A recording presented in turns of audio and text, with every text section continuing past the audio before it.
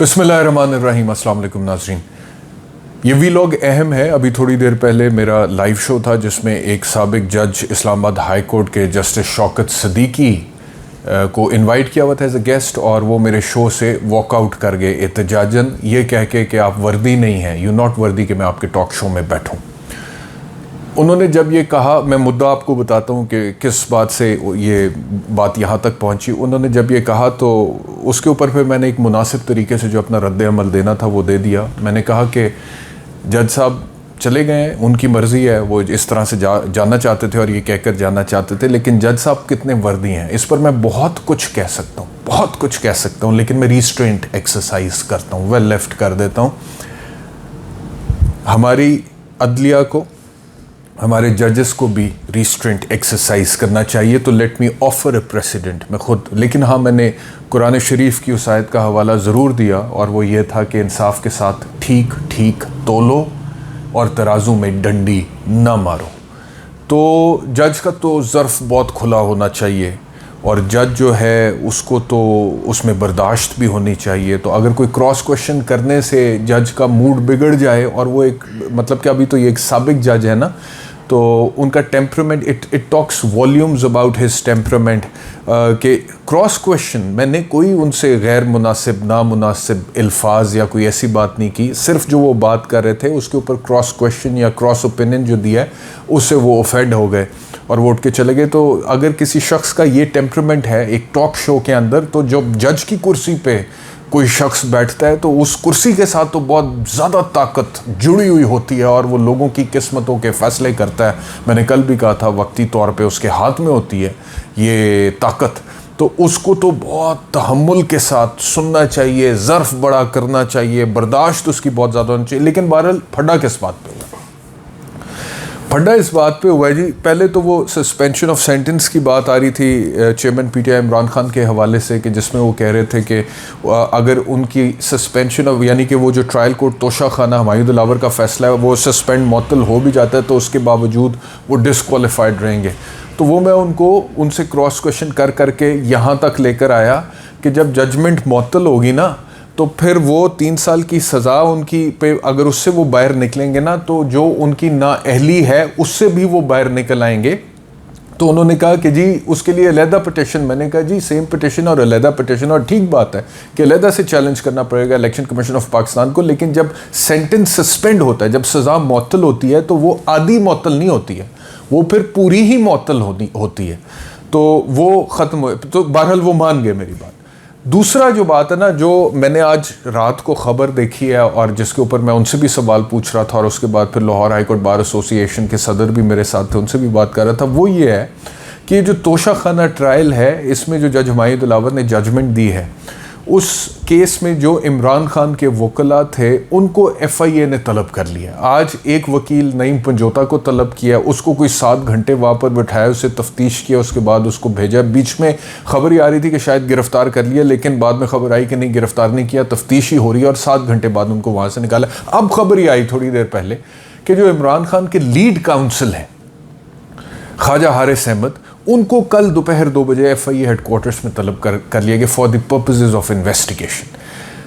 अब इसका बैकग्राउंड ये है कि जब इन वकला ने जज हमायूं दिलावर की फेसबुक पोस्ट का हवाला दिया during the course of proceedings in the court during the trial, तो जज हमायूं दिलावर ने इस्लामाबाद हाई कोर्ट में भी एक पिटिशन डाली, FIA को भी पिटिशन डाली कि मुझे इन लोगों से इंसाफ चाहिए, ये अकाउंट तो मेरा है, वो जज मान गए, लेकिन पोस्ट मैंने नहीं की है। इधर से ये लोग कह रहे थे कि पोस्ट आपके अकाउंट से हुई है, यानी कि आप मुतासिब हैं इमरान खान के ख़िलाफ़, तो आप का बंदा नहीं है केस सुनना, आप ख़ुद को रिक्यूज़ कर लीजिए, मेहरबानी फरमाइए। और ट्रांसफ़र पिटिशन भी ऊपर इस्लामाबाद हाई कोर्ट में डाल दी गई थी। अब chief justice Islamabad high court Aamir Farooq ने जो फ़ैसला दिया, उसमें वो जो 7-8 पिटिशन इकट्ठी डिस्पोज ऑफ की थी, उसमें उन्होंने कह दिया कि जी वो जो FIA से उन्होंने रिपोर्ट भी मंगवाई थी हफ्ता पहले, और FIA ने क्या बोला, उन्होंने कहा जी कि हर पोस्ट का एक URL एड्रेस होता है, क्योंकि इस पोस्ट का कोई एड्रेस हमारे पास नहीं, क्योंकि स्क्रीनशॉट है, इस वजह से हमें नहीं इसका पता चल रहा कि ये हुआ था या नहीं हुआ था, लेकिन जज साहब के अकाउंट पे ये नहीं है तो लिहाजा ये नहीं। अब सवाल ये पैदा होता है कि अगर URL एड्रेस आपके पास नहीं है तो इसका ये मतलब तो नहीं है कि पोस्ट ही नहीं हुआ उस अकाउंट से। इसका ये मतलब है कि you are not capable of finding out कि पोस्ट हुआ कि नहीं हुआ, क्योंकि रिकॉर्ड पे कुछ रिपोर्टर्स मौजूद हैं जिनको मैंने मेन स्ट्रीम टेलीविजन पर सुना है। उन्होंने कहा कि हमने जज साहब के अकाउंट पे ये पोस्ट देखी है जो कि बाद में डिलीट हो गई।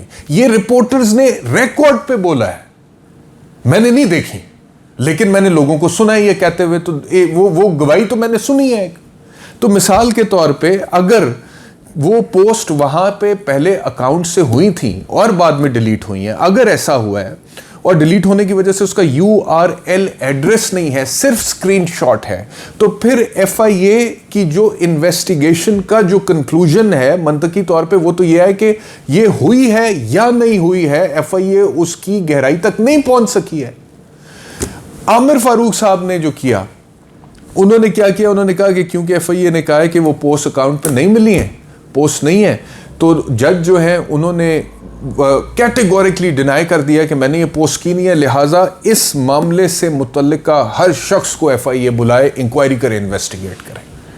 अब इस मामले से मुतल्लिका हर शख्स को, अच्छा जी चलो उसमें आपने वकीलों को बुलाना शुरू कर दिया है। अब नईम पंजोता को बुलाया, 7 घंटे बिठा लिए। ख्वाजा हारिस सीनियर लॉयर है, one of the finest legal brains in Pakistan right now. पहले मियां नवाज शरीफ के भी वकील रह चुके हैं, अब इमरान खान के वकील हैं, और कोई पॉलिटिकल एफिलिएशन ख्वाजा हारिस की कभी भी नहीं रही है। बड़े प्रोफेशनल इंडिपेंडेंट किस्म के वो लॉयर हैं। उनको कल 2 बजे बुला लिया। उससे पहले उनकी एक पिटिशन आ चुकी है कि मेरे मुंशी को कुछ लोगों ने रोकने की कोशिश की है। ये चीफ जस्टिस को उन्होंने एप्लीकेशन लिखी ख्वाजा हारिस ने, तो अब उनको कल तलब कर लिया। अब सवाल मेरा ये था जज साहब से, जिसके ऊपर ये साबिक जज Islamabad high court justice Shaukat Siddiqui show से चले गए बड़े गुस्से में, सवाल ये था कि जब जजमेंट में ये लिखा हुआ है कि इससे मुतल्लिका हर शख्स को इंक्वायर किया जाए या इन्वेस्टिगेट किया जाए, तो इसमें सबसे ज़्यादा रेलिवेंट तो जज हुमायूं दिलावर है, जिसके हवाले से ये एलिगेशन आया वकला की तरफ से। देखें, इतना ज़्यादा जो है ना वो चीज़ों को इस तरह से नहीं ट्रीट करना चाहिए कि जैसे मिसाल के तौर पे किसी जज के तासुब के हवाले से बात ही नहीं हो सकती। भाई क्यों नहीं हो सकती? कानून में गुंजाइश मौजूद है। कोई भी वकील ये ग्राउंड रेस कर सकता है, कोई क्लाइंट कर सकता है, इस हवाले से एप्लीकेशन दे सकते हैं, बाकायदा तौर पे ये उनका कानूनी हक है, और जिस बुनियाद पे दे रहे हैं उस बुनियाद को एजिटेट करना बिफोर द कोर्ट, ये भी उनका कानूनी हक है। अब या तो आप इस नतीजे पर पहुंचे हैं कि ये सब झूठ था, ड्रामा था, फ्रॉड था, डेफेमेशन थी, तो फिर तो जो भी उसके नताइज निकलेंगे वो जिसने भी किया उसको भुगतने पड़ेंगे। लेकिन पहले इस चीज का तयन तो करें कि ये झूठ था, डेफेमेशन थी या नहीं थी, और उसके लिए you have to investigate all the concern parties. सिर्फ वकला को अगर बुलाकर वहां पर 7-7 घंटे FIA के दफ्तर में बिठाएंगे और उसके बाद लीडिंग काउंसिल जो सीनियर काउंसिल ख्वाजा हारिस हैं उनको भी बुलाएंगे, तो जज हुमायूं दिलावर को आप नहीं बुलाएंगे तो ये तो इनकम्प्लीट इन्वेस्टिगेशन होगी। फिर जज हुमायूं दिलावर को भी बुलाना पड़ेगा, उनको भी इन्वेस्टिगेट करना पड़ेगा, और जो भी इन्वेस्टिगेशन का नतीजा है वो मंतकी और कानूनी और मेरिट्स के मुताबिक होना चाहिए। और अगर जज हुमायूं दिलावर ने वो पोस्ट की थी, अगर की थी, क्योंकि ये तो उन्होंने कहा ना कि मेरे अकाउंट है लेकिन मैंने ये पोस्ट नहीं किया, अगर उन्होंने ये पोस्ट की थी और फिर उन्होंने ये कहा है कि मैंने नहीं की थी, तो ये भी मिसकॉन्डक्ट के जुमरे में आ सकता है।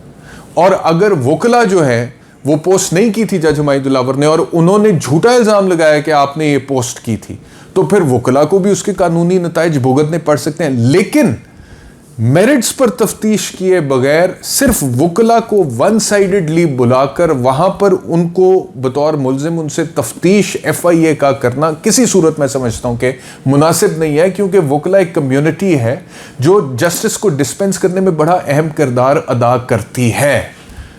वो लोगों को रिप्रेजेंट करते हैं क्रिमिनल सिविल केसेस में, उसमें वो दलाइल देते हैं, पिटिशंस डालते हैं, बहस करते हैं, ग्राउंड्स उठाते हैं। अगर इस बुनियाद पे वकला जो हैं उन्हें तफ्तीशें भुगतना पड़ना शुरू हो जाएं तो फिर तो होगी वकालत, फिर इंसाफ कैसे होगा आप मुझे बताएं। तो ये जो जस्टिस आमिर फारूक साहब का फैसला है, अलबत्ता तो मेरे ख्याल में वहाँ पर वो बात ख़त्म कर देते तो शायद मुनासिब रहता, लेकिन अब जब बात उन्होंने शुरू की ही है और खोली है और चलाई है और FIA को इन्वॉल्व कर लिया है, तो फिर सबसे इन्वेस्टिगेशन इस हवाले से होनी चाहिए और ये पोस्ट हुई थी या नहीं हुई थी, इसका मंतकी नतीजा निकलना चाहिए और इस पे फिर सबको इन्वेस्टिगेट करना ज़रूरी है। मेरा तो ये पॉइंट ऑफ व्यू था। वो जो जज साहब मेरे शो में आए हुए थे, उन्होंने अपना पॉइंट ऑफ व्यू देने की कोशिश की और दिया, और मैंने उन्हें भरपूर मौका दिया, लेकिन जो मेरा पॉइंट ऑफ व्यू था, क्योंकि वो उनको पसंद नहीं था, तो इस वजह से वो मेरे शो से उठकर चले गए। तो that talks volumes about the temperament of a person. और इस तरह का जो शख्स है जिसका टेम्परामेंट इतना वो वॉलेटाइल हो सकता है कि वो एक छोटे से क्रॉस क्वेश्चन के ऊपर या छोटी सी बात के ऊपर जो है वो इतना भड़क सकते हैं और ये कहकर शो से जा सकते हैं, तो वो तो जाहिर बात है कि फिर अगर जज की कुर्सी पर बैठेंगे तो वो तो बड़ी बहुत बहुत सेंसिटिव जगह है, वहाँ पे तो बड़े टेम्परामेंट वाले लोगों को बैठना चाहिए। तो एक तो ये बात है। दूसरा ये है कि ये जो मेरे ख्याल में वोकला कम्युनिटी है, उसको भी बड़ा कंसर्न है इसके ऊपर, क्योंकि ये आज तक कभी नहीं हुआ मेरे ख्याल में। ये नवाज शरीफ के वकीलों के साथ कब हुआ कि उनको FIA ने बुला के इन्वेस्टिगेट करना शुरू कर दिया? ये आसिफ अली जरदारी के वोकला के साथ कब हुआ? ये बेनज़ीर भुट्टो साहिबा के वोकला के साथ कब हुआ? तो इमरान खान को अगर कुछ वोकला रिप्रेजेंट कर रहे हैं, ये इमरान खान का भी कानूनी हक है और ये उन वोकला का भी कानूनी हक है कि वो रिप्रेजेंटेशन दें। तो इस बुनियाद पे वोकला को इस तरह से FIA के दफ्तर में बुलाकर उनको इंटेरोगेट करना वन साइडेडली, जैसे वो कोई क्रिमिनल्स हैं या जैसे उन्होंने ये कोई अनहोना काम किया है जज के बायस के हवाले से ग्राउंड लेके, तो ये कानून की मंशा नहीं है। और जितने डिस्पेंसेशन ऑफ जस्टिस में जजेस का अहम किरदार है, उतना अहम किरदार वोकला का भी है। ये आप याद रखें कि जजेस और वोकला ये मिलते हैं तो फिर जाके डिस्पेंसेशन ऑफ जस्टिस होता है। तो ये वन साइडेडली एक जज के हवाले से बात हुई थी, तो अब शायद वोकला को जो है वन साइडेडली इसमें इंटेरोगेट करना है, तो ये चीज़ जो है मेरे ख्याल में this will turn out to be a bad, this will turn out in a bad taste, और ये होना नहीं चाहिए था। लेकिन ये जो हुआ है इसके ऊपर बात करना भी ज़रूरी था, तो मैंने अपने शो में भी बात की है, इस वीलॉग में भी बात कर रहा हूँ।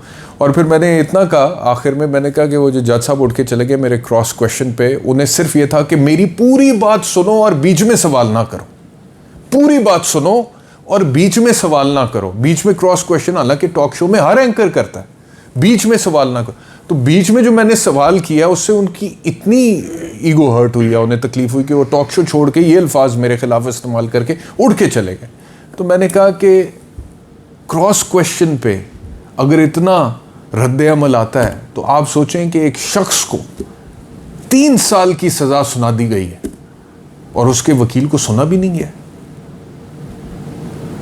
मतलब कि क्रॉस क्वेश्चन तबीयत पे इतना भारी गुजर रहा है, लेकिन यहां पे 3 साल की सजा सुना के अटक जेल में बंदे को बंद किया गया है, एक छोटे से सेल में साबिक वजीर आजम को,